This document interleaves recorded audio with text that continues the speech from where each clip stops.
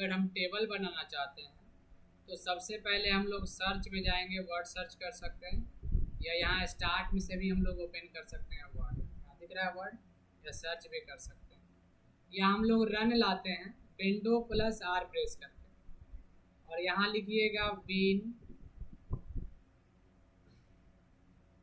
Word. जैसे ही win word लिखेंगे, okay करेंगे तो एमएस वर्ड ओपन हो जाता है। ये वर्जन 2021 है, इसमें थोड़ा अलग लुक आएगा, इसमें ब्लैंक डॉक्यूमेंट्स लिए नया फाइल। स्क्रीन को जूम करना चाहते हैं तो यहाँ से जूम कर लीजिए। टेबल लेने के लिए हम लोग इंसर्ट टैब में जाते हैं, यहाँ से ये होम टैब है और ये कौन सा टैब है, इंसर्ट टैब। जब इंसर्ट टैब में जाइएगा तो यहाँ पर चौथा नंबर पे क्या दिख रहा है, टेबल ऑप्शन। टेबल लेने का कई सारे तरीका है, जैसे हम लोग टेबल यहाँ से भी ले सकते हैं, तो ऐसे हम लोग मैक्सिमम इतना ही कॉलम इतना ही रो ले सकते हैं। लेकिन एक होता है इंसर्ट टेबल, कितना कॉलम कितना रो। जैसे हम 6 कॉलम चाहते हैं तो 6 कॉलम दे दिए, और रो का संख्या 4 चाहते हैं तो 4 दे दिए। और जैसा ही यहाँ पे ओके करेंगे तो 6 कॉलम आ गया। कॉलम को हम लोग अल्फ़ाबेट्स में काउंट करते हैं, जैसे ये ए कॉलम है, बी है, सी है, डी, ई, एफ, यानी इसका नाम भी A1 हो जाएगा, ये हो जाएगा A2, ये क्या हो जाएगा A3 और ये A4। उसी तरह ये B1, ये B2, ये B3 और ये क्या हो जाएगा B4। इस सेल का क्या नाम होगा, ABCD, D3 क्या होगा D3, ABCDEF ये हो जाएगा F2। समझ गया। टेबल को डिलीट कर देते हैं, सेलेक्ट ऑल कंट्रोल A से और डिलीट। दूसरे तरीका से टेबल हम लोग कैसे ले सकते हैं, तो ड्रॉ टेबल।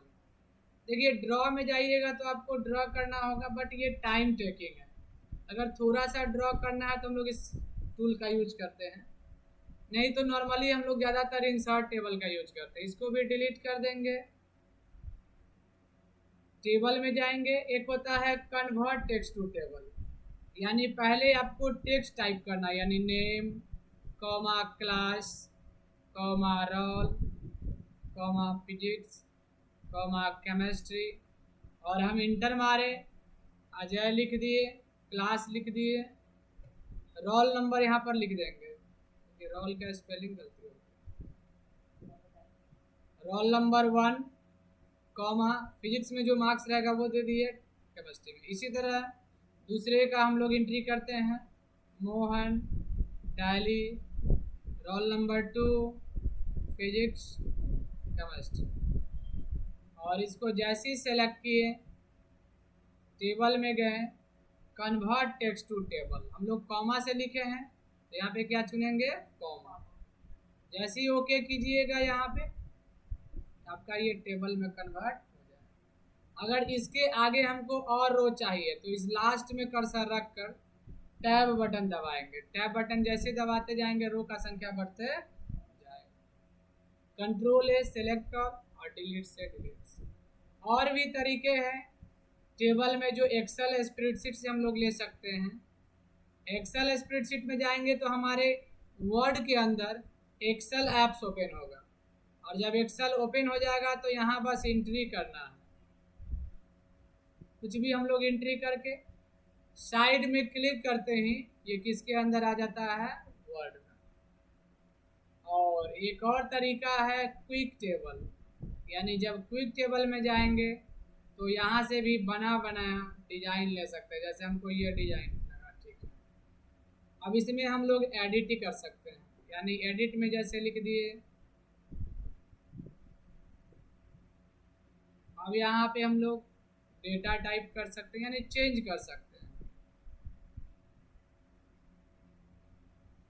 इस तरीके से। बाकी जब हम लोग टेबल लेते हैं किसी भी तरीके से, अगर आप टेबल लेंगे तो साथ में खुलेगा डिजाइन और खुलेगा लेआउट। ये डिजाइन और लेआउट तभी दिखता है जब टेबल के अंदर कर्सर होगा। अगर टेबल के बाहर कर्सर होगा ये दोनों मीनू नहीं दिखेगा, यानी दोनों टैब नहीं दिखेगा। टेबल के अंदर कर्सर रखिएगा तो एक टेबल डिजाइन है जिसमें हम लोग टेबल का कलर डिजाइन दे सकते हैं। यहाँ से टैब मारने से रो बढ़ता है। हेडर रो हटा दिए तो यहाँ से हेडिंग का जो कलर था वो गायब हो गया। ये जो कलर हेडिंग का दिख रहा है अगर टिक हटाने से गायब हो जाएगा। टोटल रो, नीचे में एक टोटल रो का कलर आता है। बैंडेड रो, ये रो जो बैंड किया हुआ दिख रहा है, ये पहला एक रो है, एक दूसरा, ऐसे करके कलर मैच कर रहा है, इसी को हम लोग बैंडेड रो कहते हैं। फर्स्ट कॉलम में कलर दिख रहा है, कलर दे सकते हैं, हटा सकते हैं। लास्ट कॉलम ला सकते हैं, हटा सकते हैं। बैंडेड कॉलम को भी हम लोग दे सकते हैं। बैंडेड कॉलम में ये देखिए, एक कॉलम का एक कलर, दूसरे कॉलम का दूसरा डिफरेंट कलर। अगर हम किसी हेडिंग का कलर हम अपने मन से कुछ देना चाहते हैं तो उसको सेलेक्ट कर लीजिए और यहाँ से शेडिंग कलर दे दीजिए। अभी इसमें बॉर्डर नहीं है तो हम लोग यहाँ बॉर्डर भी दे सकते हैं। सेलेक्ट ऑल करके बॉर्डर स्टाइल, यहाँ से बॉर्डर का कलर डिजाइन चुन सकते हैं। यहाँ से बॉर्डर में जाकर ऑल बॉर्डर कर देंगे तो सारे में वही बॉर्डर आ जाएगा। अब यहाँ पे टेबल का लेआउट आता है। क्या आता है? टेबल का लेआउट। टेबल में कर्सर रहेगा तो क्या आएगा? टेबल का लेआउट।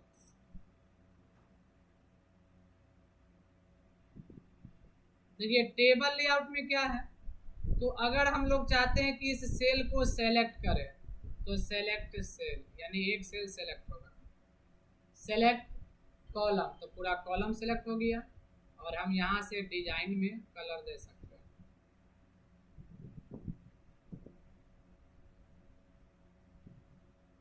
और इसी में एक है सेलेक्ट रो, मतलब पूरा रो जिसमें हम लोग रहेंगे, कर्सर रखे रहेंगे।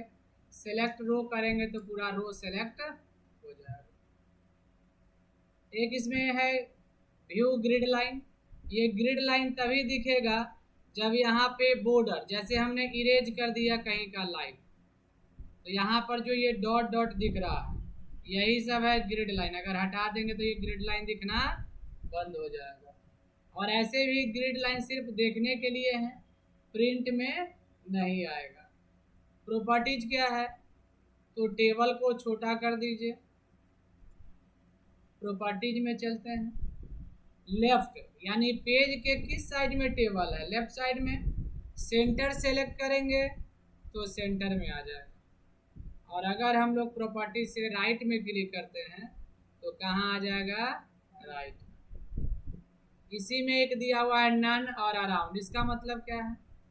जब हम लोग कुछ टेक्स्ट लिखते हैं, जैसे इस टेबल के नीचे एक कमांड लिखे =RAND open bracket close bracket, enter दबा दिए तो डाटा तो आ गया, बट हम चाहते हैं टेबल के बगल में कुछ डाटा आ जाए।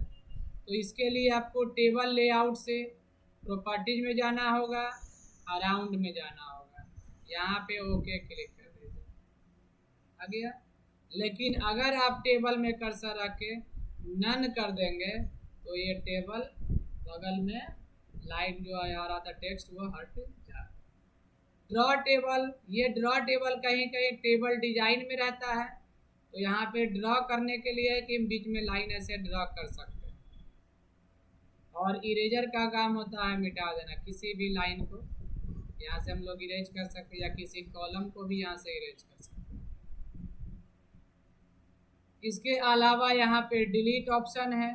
अगर हम चाहते हैं कि यहाँ पर कोई डाटा टाइप किए हुए हैं, नेम, रोल, सब्जेक्ट्स का नाम दे दिए,